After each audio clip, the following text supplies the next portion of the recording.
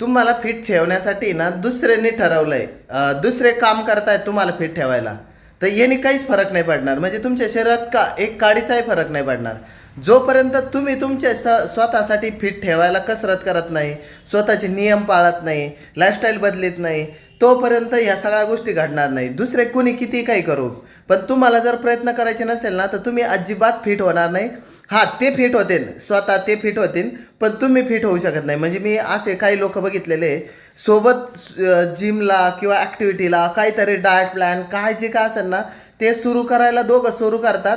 एक जण 4-5 दिवसात गळून जातं आणि दुसऱ्याचं ट्रान्सफॉर्मेशन भारी येतं, आणि मग एक म्हणतो की नाही तुला जमतं, मला नाही जमत. ते म्हणजे काय का स्वतःला आपण आहे ना एक मागं ठेवतो, आणि दुसरं की आपण स्वतःला ॲक्सेप्ट करत नाही का मला करायचं आहे, हे आपण ॲक्सेप्टच नाही करत. आणि मग त्याच्यानंतर काय होतं, बऱ्याच गोष्टी बदलतात. तर आपल्याला आहे ना ठरवायचं आहे की मला